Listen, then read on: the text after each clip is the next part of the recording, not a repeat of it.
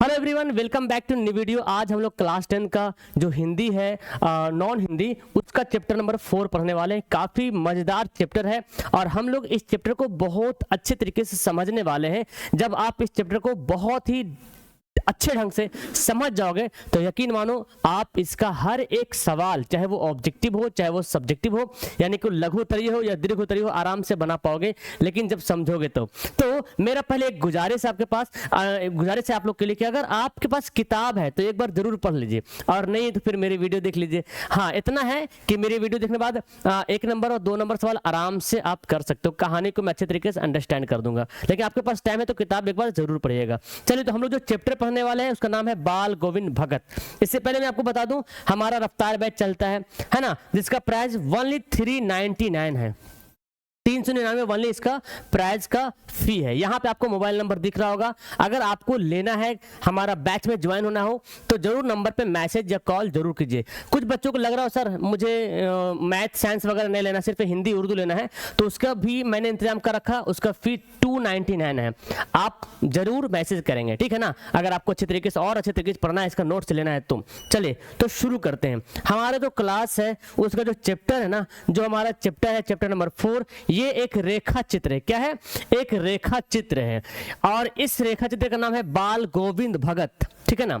बाल गोविंद भगत के बारे में जो लिखते हैं, और इसके लिखने वाले नाम बहुत इंपॉर्टेंट है, राम वृक्ष बेनीपुरी। काफी बड़े मतलब कवि माने जाते हैं राम वृक्ष बेनीपुरी, ठीक है ना। तो राम वृक्ष बेनीपुरी जो इसके लेखक है, लेखक का नाम तो आपको याद ही कर लेना है कि लेखक कौन है भाई, राम वृक्ष बेनीपुरी।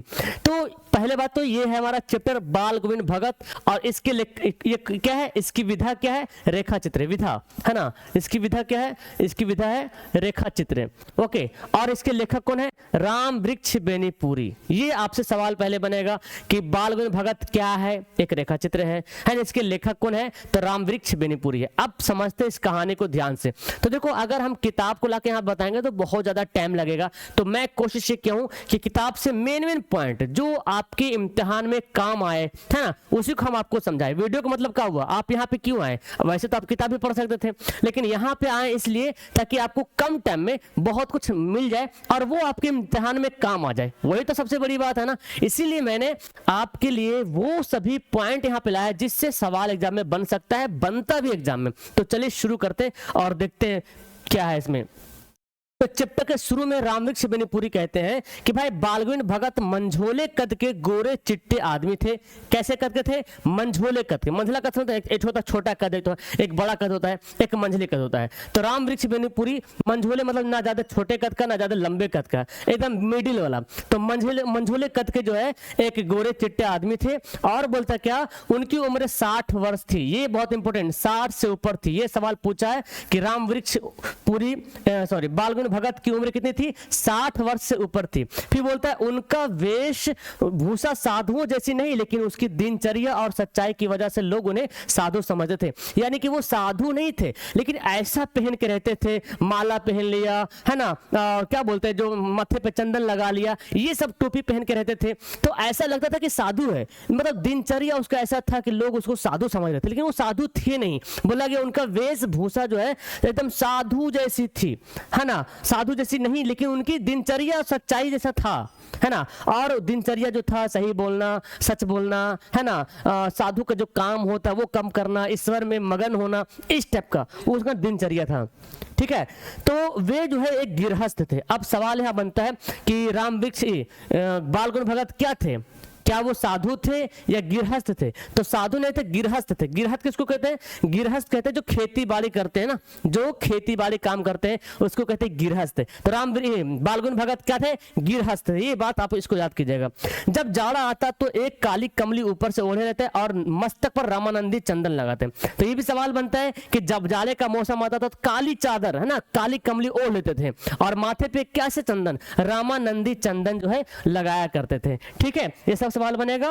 बाल गोविंद भगत ने साधु के सभी गुण थे, वे कबीर को साहब मानते थे। किसको? इस सारा पॉइंट, जो पॉइंट मैं यहाँ पे बता रहा हूँ, ये सब एक एक पॉइंट आपके इम्तिहान में काम आने वाला है। तो बाल गोविंद भगत जो है क्या थे? साधु के सभी गुण उसमें थे।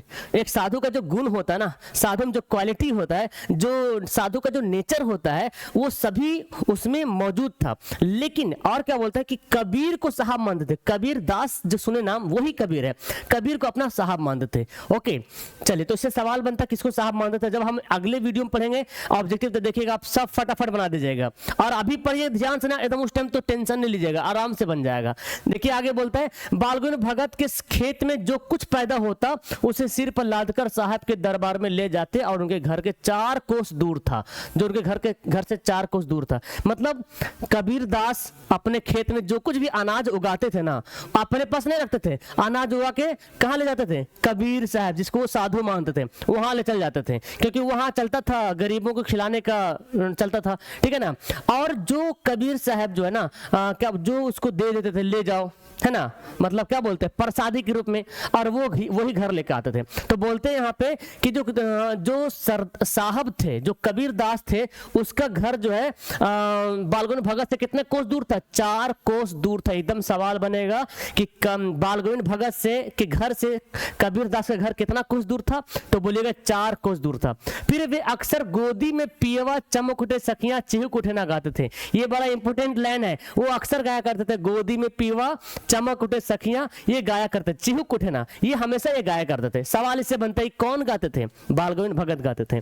बालगोविंद भगत की प्रभातियां कार्तिक से शुरू होती थी, कौन महीने से, कार्तिक से शुरू होती थी और फागुन तक चलता था, ये भी याद कीजिएगा। गर्मियों में उनकी संझा उमस भरी शाम को।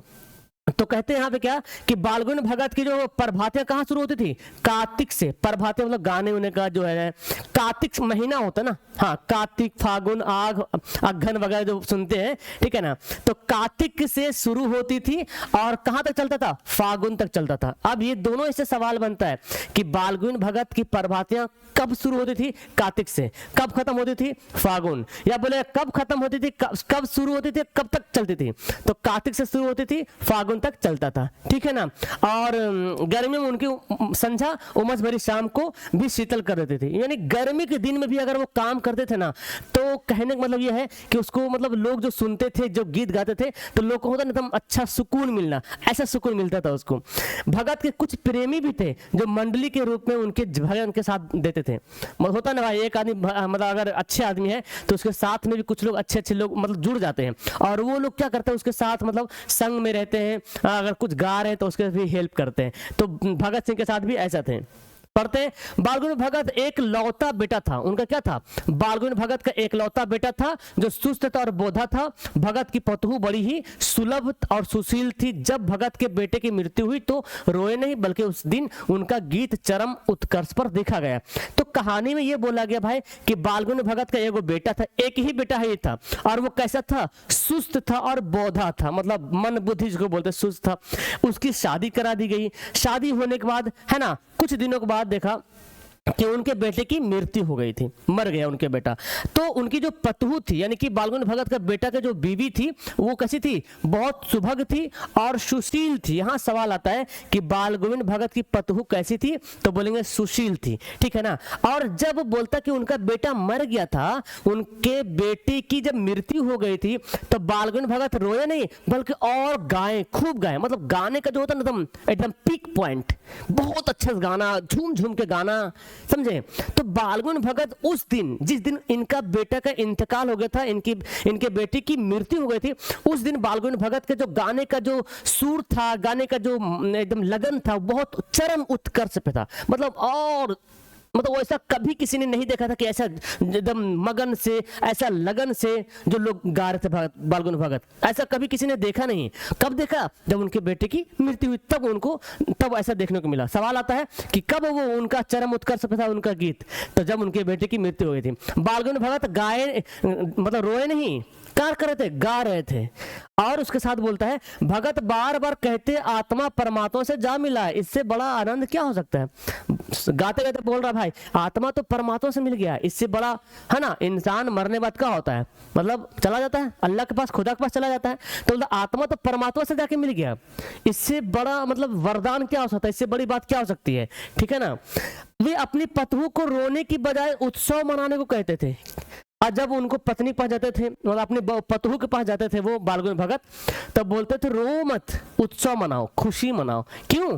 क्योंकि आत्मा परमात्मा से जाके मिली है ना। और बेटे की क्रियाक्रम में देर नहीं किए, पतहू से ही आग दिलाए। और जब बेटे का क्रियाक्रम आया है ना, जब जलाने का, आग देने की बारी आया, तो उसका तो मतलब कोई पोता तो था नहीं, तो कौन फिर आग देगा? तो उसकी पतहू। हालांकि हिंदू धर्म में ऐसा होता है कि औरतें जो है आग नहीं देती है ना, ऐसा होता है। लेकिन वहां पे इस मतलब अथी को, जो भी नियम था उसको तोड़ते हुए बालगुन भगत ने अपनी पतहू से ही आग दिलाई। सवाल आता है कि बालगुन भगत ने अपने बेटे की मृत्यु के बाद जब उनको जलाया गया तो आग किससे दिलाई? पतहू से आग दिलाई, ठीक है ना। बालगुन भगत ने अपने पतहू को उसके भाई के साथ मायके भेज दिया और आदेश देते हुए कहा कि इसकी दूसरी शादी कर देना।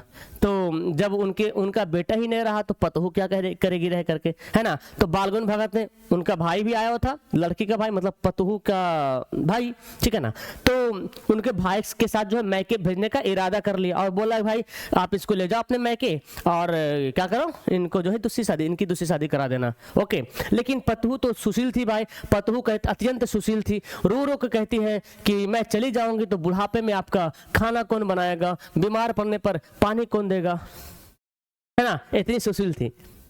आजकल के ऐसा दौर आना मुश्किल है ना। पतहू बोलती भाई अगर हम चल जाएंगे तो खाना कौन बनाए, बुढ़ापे में सहारा कौन होगा, अब तो आपका तो बेटा तो था लेकिन है नहीं अब, है ना, तो अब कौन सहारा बनेगा। तो भाई भगत मतलब बालगुन भगत अटल फैसला ले लिया था, है ना। उसने कहा तू चली जा, नहीं तो मैं इस घर से चला जाऊंगा। या बात सुनकर बेचारी चली जाती है, बड़ा खतरनाक फैसला, तू चली जा वरना मैं इस घर से चला जाऊंगा। अब ये बात सुन के बताओ कौन रहेगा भाई अपना घर छोड़ के कोई चला जाए। तो लास्ट में जो उनकी पतहू थी तो वो जो अपने भाई के साथ मैके चला गई। किसके साथ गई? भाई के साथ। कहाँ गई? मायके, ओके। वह हर वर्ष पैदल चलकर 3 कोस दूर गंगा स्नान करने को जाते। ये भी याद रखिएगा, बालगुन भगत हर वर्ष जो है पैदल चलकर 3 कोस, कितने कोस दूर गंगा स्नान करने जाते हैं। सवाल आएगा कि बालगुन भगत हर वर्ष स्नान कहाँ करने जाते थे? गंगा स्नान करते जाते थे। और उसके घर से गंगा स्नान कितना दूर था? 3 कोस दूर था, पैदल जाते थे, ठीक है ना। लेकिन रास्ते में कुछ नहीं खाते पीते, केवल पानी पीकर वापस घर आकर ही खाते। इस बार जब वे लौटे तो सुस्त थे, मतलब जब बेटा की मृत्यु हो गया, है ना, जब गंगा नहाने गया, इस बार जब लौटे तो सुस्त था, लोग बीमार पड़ गए। लेकिन स्नान, पूजा, संगीत साधना, खेती बाड़ी कुछ भी नहीं छोड़ा। लौटा तो भाई सुस्त था, पहले जैसा उसका माहौल नहीं था, पहले जैसा उसका मूड नहीं बना हुआ था, तो लौटा सुस्त था, खेती बाड़ी कोशिश कर रहे थे। एक दिन लोगों ने शाम को देखा, क्या शाम में तो अक्सर जो है ये गीत गाया करते थे, गोदी में पिया हुआ, है ना। तो एक दिन लोगों ने शाम को संगीत सुना लेकिन प्रातःकालीन संगीत नहीं सुना। मतलब रोज सुबह से उठ के वो संगीत गाया करते थे, लोगों का हैबिट हो गया था। और एक दिन क्या हुआ भाई, शाम को तो संगीत सुना उनसे, लेकिन सुबह में उनको उनकी संगीत सुनने की आवाज नहीं आई। तो बालगुन भगत के पास जाते हैं तो देखा क्या कि बालगुन भगत मृत शरीर पड़ा है, मतलब बालगुन भगत का भी मृत्यु हो गई, है ना। तो यही कहानी का पूरा ये मकसद है, मतलब यही है कि बालगोविंद भगत कहानी में ये मेन पॉइंट ये है कि बालगोविंद भगत ने यहाँ पे जो एक अक्कासी बना हुआ था ना कि मर्द को अगर कोई इंतकाल है तो मर्द ही जला सकता, औरत नहीं जला सकती, वहां पे जो है बालगुन भगत ने उसको तोड़ते हुए और अपने पतहू से आग जलाती है। एक तो ये पॉइंट बताया। दूसरा पॉइंट ये इसमें बताया गया है इस कहानी में, रेखा चित्र में, कि भाई अगर किसी की मौत हो जाती है तो वो आदमी जो मरता है वो एक्चुअली में दुनिया में तो आया है लेकिन दुनिया परमानेंटली नहीं है, है ना। हमेशा के लिए दुनिया नहीं, हमेशा के लिए मरने के बाद हमेशा वाली दुनिया, वो दुनिया आखिरत वाला दुनिया, वो हमेशा वाली दुनिया है।